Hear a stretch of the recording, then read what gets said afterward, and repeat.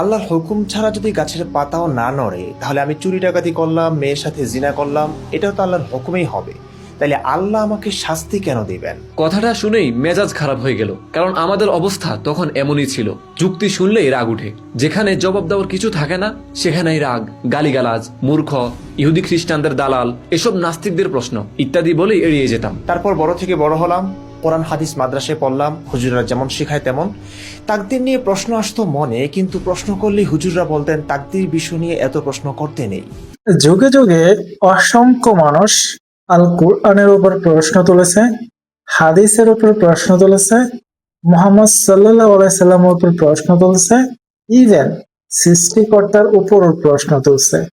মানে আল কোরআন সৃষ্টিকর্তার বাণী না, হযরত মুহাম্মদ সাল্লাল্লাহু আলাইহি সাল্লাম পৃথিবীতে এক্সিস্টই করতো না, বা আল্লাহর নবী না, ইভেন সৃষ্টিকর্তা বলতে কিছু নাই বা কেউ নাই, এরকম অনেক প্রশ্ন তুলছে যুগে যুগে অসংখ্য মানুষ।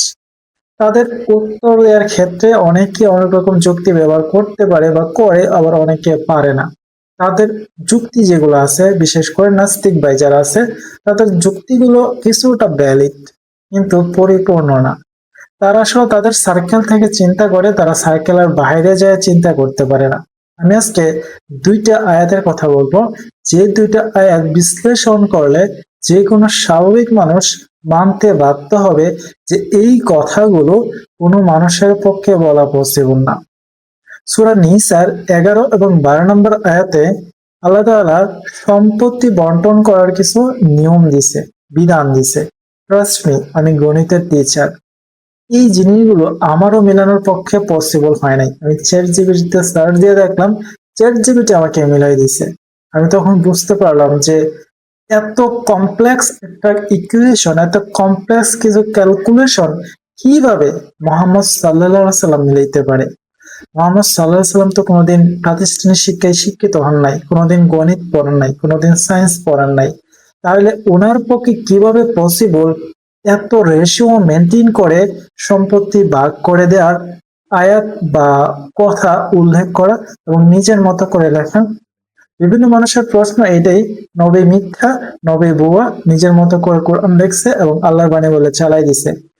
ট্রাস্ট মি ভাই, আপনি যেই আদর্শেরই আদর্শ বিলং করেন না কেন, আপনি কোরআনে যাইয়া এই সূরা নিসার 11 এবং 12 নম্বর আয়াতগুলো একটু পড়েন, দেখেন যে কোন মানুষের পক্ষে এরকম ক্যালকুলেশন, এরকম বন্টন ডিস্ট্রিবিউশন করা পসিবল কিনা।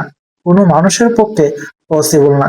এত ম্যাথমেটিক্যাল ইকুয়েশন মেনটেন করে, শতাংশ মেনটেন করে, রেশিও মেনটেন করে ডিস্ট্রিবিউশন করা কোনো মানুষের পক্ষে পসিবল না, ওই সময় তো নাই। কারণ আমাদের নবী হযরত মুহাম্মদ সাল্লাল্লাহু আলাইহি সাল্লাম প্রাতিষ্ঠানিক বা আক্ষরিক শিক্ষায় শিক্ষিত ছিল না। একমাত্র সৃষ্টিকর্তার পক্ষে পসিবল এরকম ক্যালকুলেশন করে, ডিস্ট্রিবিউট করে সম্পত্তি বন্টন করে দেওয়া বা হিসাবের একটা কনসেপ্ট দেওয়া।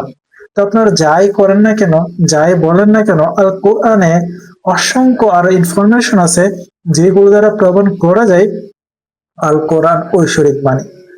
কিন্তু সর্বশেষ কথা যেটা, আল কোরআনের সূরা বাকারায় প্রথম দিকে বলা হয়েছে যে আল কোরআনের উপর বিশ্বাস রাখতে হবে, নবী সাল্লাল্লাহু আলাইহি সাল্লামের উপর বিশ্বাস রাখতে হবে, আসমানি কিতাবগুলোর উপর বিশ্বাস রাখতে হবে, ফেরেশতাদের উপর বিশ্বাস রাখতে হবে, জান্নাত জাহান্নামগুলোর উপর বিশ্বাস রাখতে হবে।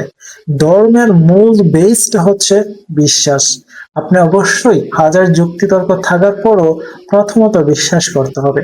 যদি আপনি বিশ্বাসই না করেন, তাহলে তো আপনি ইমানদারই না। যুক্তিতর্ক তো পরের কথা, আপনি তো বিশ্বাসই করলেন না। তো মুসলিম হওয়ার প্রথম শর্ত হচ্ছে হাজার যুক্তি মানে আপনার ক্যালকুলেশন মিলতেছে না, লজিক্যালি মিলতেছে না, তারপরও আপনি যুক্তি না ছাড়াও, ক্যালকুলেশন ছাড়াও আপনি বিশ্বাস করতে হবে। কিছু জিনিস আছে যেগুলো আপনাকে বিশ্বাস করতে হবে, আর তখনই আপনি মুসলিম হবেন। সো নাস্তিক যারা আছে তাদের জন্য অসংখ্য নির্দেশন কোরআনে আছে। আল্লাহ তো সহজ কিছু চ্যালেঞ্জ দিয়ে দিছে যে আল কোরআনের মতো একটা কোরআন লেখা দেখাই দো, একটা কোরআন না পড়ো একটা সূরা লেখা দেখাই দো, যদি তোমরা পারো। সবার সাহায্য নাও, তোমরা একটা সূরা লেখা দেখাও। আল কোরআন তো আল্লাহর বাণী না, তাই না? তাহলে আল্লাহর সৃষ্টিকর্তা স্বয়ং চ্যালেঞ্জ দিছে। আপনি হাজার যুক্তিতর্ক বের করার তো প্রয়োজন নাই, একটা সূরা লেখা প্রুফ করা যায় যে আল কোরআনের মতন একটা সূরা লিখছি, হুবহু বইতে না, মতো একটা লিখছি আমি, সো আল কোরআন ভুল। এত যুক্তিতর্ক তো প্রয়োজন নাই। তো সৃষ্টিকর্তা অবভিয়াসলি একজন আছে, ক্রিয়েটর অবভিয়াসলি একজন আছে, আর আল কোরআন সৃষ্টিকর্তার বাণী এবং মুহাম্মদ সাল্লাল্লাহু আলাইহি সাল্লাম আমাদের নবী।